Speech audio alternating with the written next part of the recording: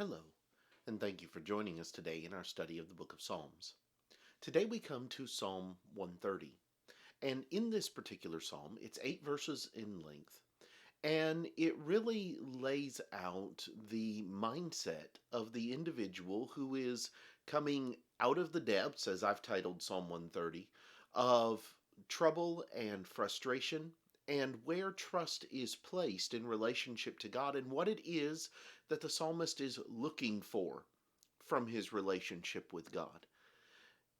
So I want us to take a few minutes and just look at what the psalm says and the important points, because I think this psalm is very important for us because we have very much the same mindset and can have very much the same mindset as the psalmist in the same circumstances. So let's look at Psalm 130. Beginning in verse 1, we read, "Out of the depths I have cried to you, O Lord. Lord, hear my voice. Let your ears be attentive to the voice of my supplications. If you, Lord, should mark iniquities, O Lord, who could stand? But there is forgiveness with you, that you may be feared. I wait for the Lord. My soul waits, and in his word I do hope. My soul waits for the Lord more than those who watch for the morning. Yes, more than those who watch for the morning. O Israel, hope in the Lord.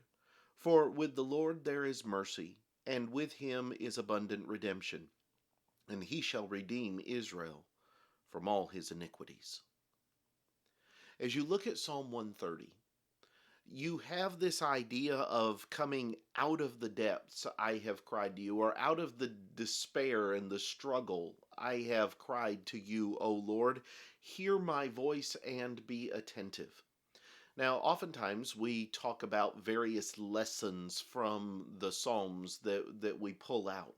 But here I want to walk you back through the Psalm very quickly and examine each of the three sections, each of the three paragraphs that come after that introduction. Because each of these little 2 verse statements hold a treasure trove of encouragement and of help for us when we are in the depths. Let me show you what I mean.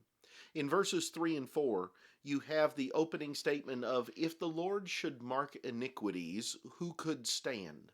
In other words, if the Lord was not willing to forgive, if the Lord marked every iniquity and made it stand, who would be able to stand before him? And the answer is nobody, because we have all sinned and come short of the glory of God. Romans chapter 3, verse 23.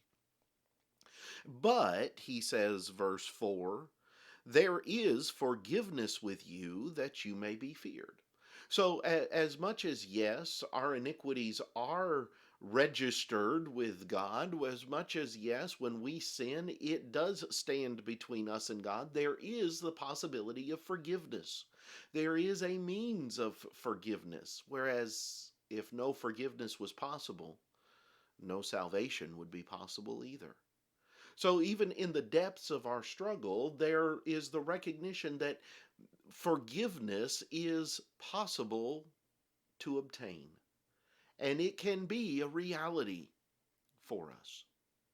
Then in verses 5 and 6, in the next paragraph, he begins verse 5, he says, "I wait for the Lord, my soul waits, and in his word I do hope."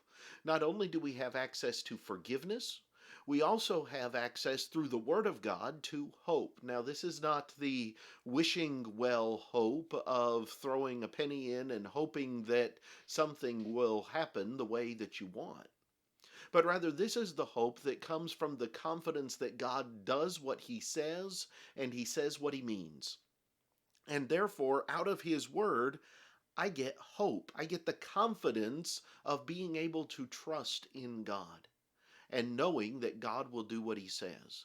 In verse 6, he says, "My soul waits for the Lord more than those who watch for the morning." In other words, the anticipation of the Lord's help and of the Lord's strength is greater than those who wait to watch the sunrise. And then in the fourth paragraph, in verses 7 and 8, he says, "O Israel, hope in the Lord, for with the Lord there is mercy, and with him is abundant redemption. Forgiveness is possible. Hope is available to be had through his word. And mercy is with the Lord. The Lord is willing to be merciful, and with him is abundant redemption.